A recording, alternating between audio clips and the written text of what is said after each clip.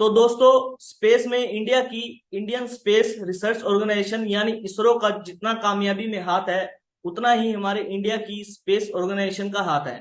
तो आप सबको पता है कि आज चंद्रयान 3 की सफल लैंडिंग हो चुकी है। सबसे पहले मैं आप सबको शुभकामनाएं देना चाहूंगा। और जैसे ही चंद्रयान 3 की सफल लैंडिंग हुई है, तो इसरो के साथ साथ हमारी स्पेस में काम करने वाली एजेंसीज को भी बहुत फायदा मिलेगा। तो मैं आज आपको स्पेस में काम करने वाली इंडिया में लिस्टेड कंपनी के बारे में बताऊंगा।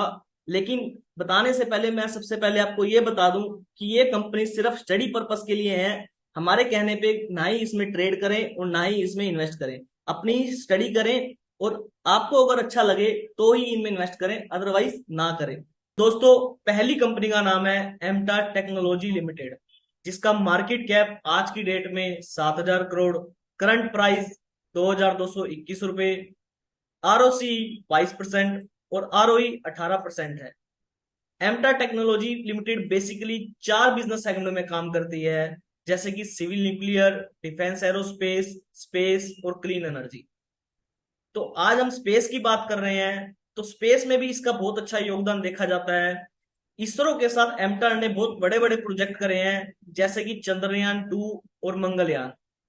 और वहीं अगर आप इसके क्लाइंट्स की तरफ नजर डालेंगे, तो क्लाइंट्स भी इसके पास बहुत बड़े बड़े हैं, जैसे कि ISRO, Rafael, Tata, Elbit system, Thales, Colin aerospace, GNK aerospace. और वहीं अगर आप ऑर्डर बुक पे नजर डालेंगे, तो 30 जून 2023 पे इसके पास 1,078 करोड़ के ऑर्डर पेंडिंग है। तो दूसरी कंपनी का नाम है डेटा पैटर्न इंडिया लिमिटेड, जिसका मार्केट कैप आज की डेट में 13,321 करोड़, करंट प्राइस 2,375 रुपए, आरओसी लगभग 20% और आरओई 14% है। डेटा पैटर्न ने पिछले 5 दिनों में अपने इन्वेस्टर्स को 8%, पिछले एक महीने में 17% और पिछले 6 महीने में लगभग 100% का रिटर्न दिया है। और वहीं अगर इसके प्रोडक्ट देखे जाएं, तो इस सैटेलाइट और रडार में जो इक्विपमेंट लगते हैं, बेसिकली वो बनाने का काम करती है। और वहीं इसका ऑर्डर बुक एज ऑन 30 जून 2023 को 9671.1 मिलियंस का है।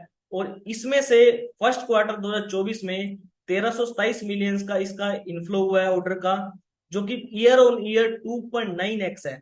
और वहीं अगर इसके क्लाइंट्स देखे जाएं, तो उसमें Bharat dynamic limited, ISRO, Bharat electronics, Mazagon dock, HAL, Honeywell जैसे बड़े क्लाइंट देखने को मिलते हैं।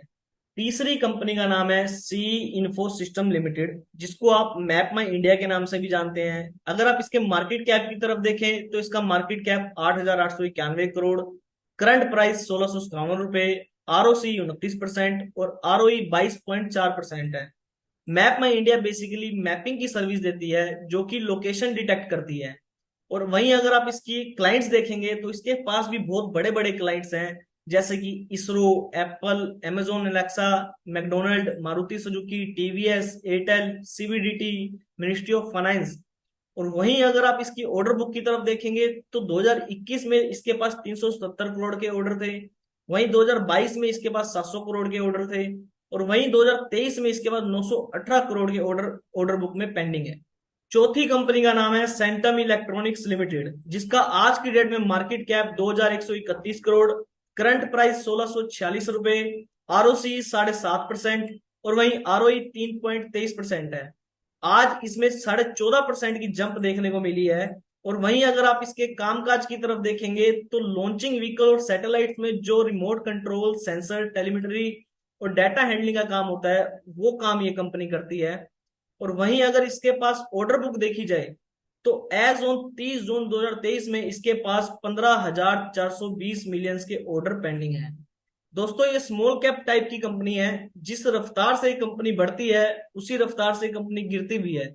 हमारी लिस्ट में अगली और लास्ट कंपनी का नाम है अवेंटल लिमिटेड, जिसका market cap 1906 crore, current price 235 रुपए, आरओसी 37% और वहीं आरओई 30% है। और वहीं अगर इसके काम की तरफ देखेंगे, तो इसका काम developing and maintaining wireless and satellite communication product, defence electronics, radar system का है।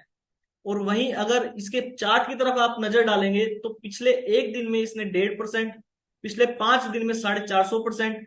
दोस्तों, ये 450% अभी इसका चार्ट एडजस्ट नहीं हुआ, क्योंकि इसने 2023 में 1:5 का स्प्लिट दिया था अपने इन्वेस्टर्स को।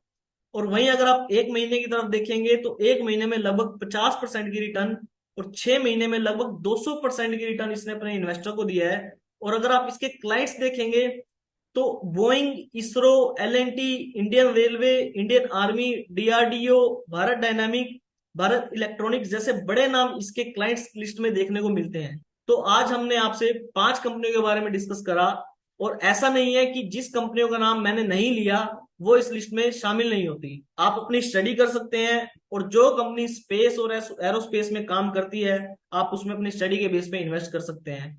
तो ऐसी अच्छी और इंटरेस्टिंग वीडियो के लिए क्वालिफाइड मनी को सब्सक्राइब करना मत भूलिएगा दोस्तों। जय हिंद।